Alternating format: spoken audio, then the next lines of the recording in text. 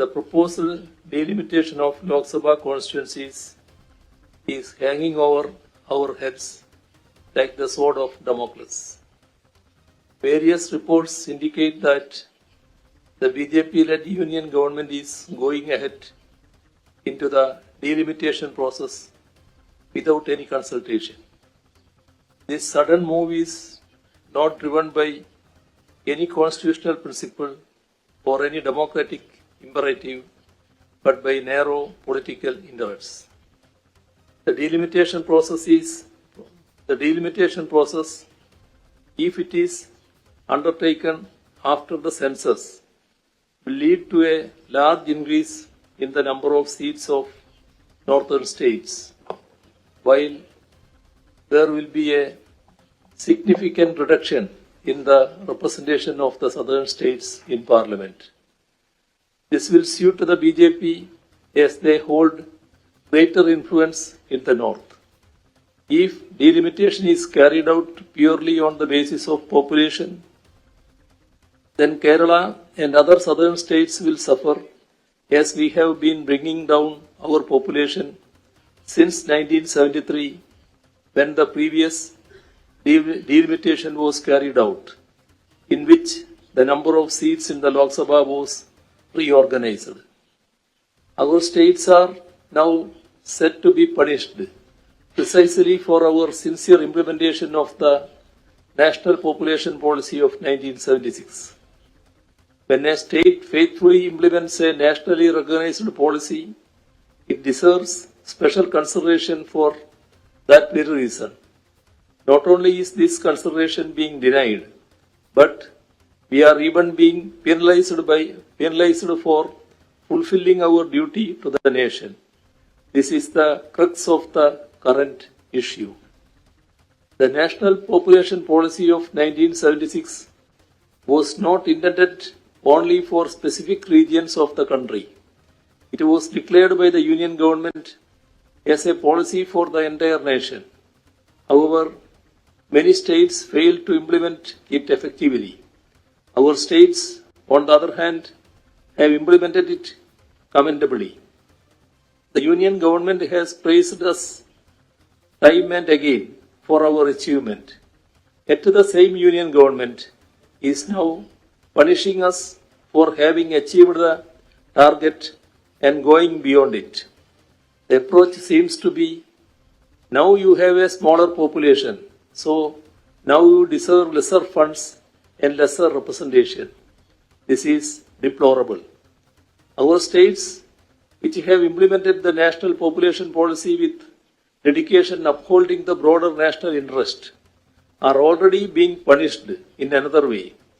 This punishment is in the form of cutting short our share of taxes that is constitutionally due to us.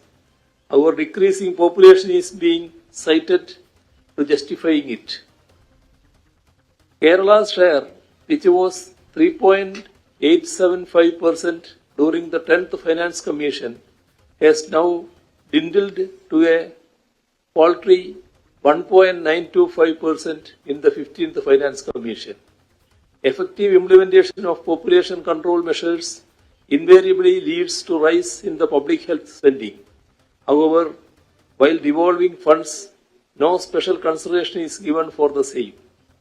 If our parliamentary representation is further reduced, while our share of the nation's wealth continues to decline, we will face an unprecedented situation in which both our rightful share of funds and our political voice to demand them diminish simultaneously. It is in the recognition of the gravity of this issue that we, that is Kerala, Tamil Nadu, Andhra Pradesh, Telangana, Karnataka, Odisha, West Bengal and Punjab, are now uniting in protest. We are gathered here at the invitation of the Honorable Chief Minister of Tamil Nadu, Thiru M.K. Stalin, to mark the beginning of our coordinated resistance by forming a joint action committee. The Union government's actions, from fiscal policies to language policies to cultural policies to now even the fixation of representation, are destabilizing India's federal system and democratic framework. This cannot be allowed to pass. India's constitution identifies India as a union of states, which underlines our federal character. It strikes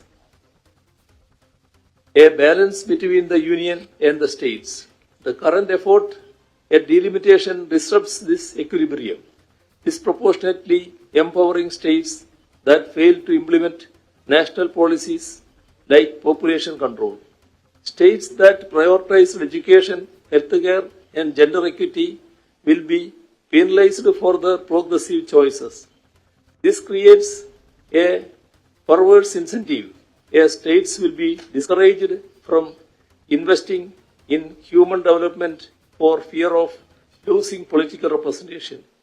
The union government should examine whether this will guide the nation forward or drive us backwards. India's federal structure was designed to protect smaller communities and regional identities. Dr. B.R. Ambedkar, the chairman of the drafting committee of India's Constituent Assembly, warned against the tyranny of the majority, advocating for states' rights to balance central authority. Back in 1988, the Sarkaria Commission reinforced this, stating that federalism is not a mere administrative arrangement, but a fundamental feature of the Constitution. Delimitation that ignores this principle risks reviving colonial-era centralization, while diverse voices were subsumed under majoritarian agendas. The end result was that the Indian people united against our colonizers and drove them out of the country. Those at the helm of affairs today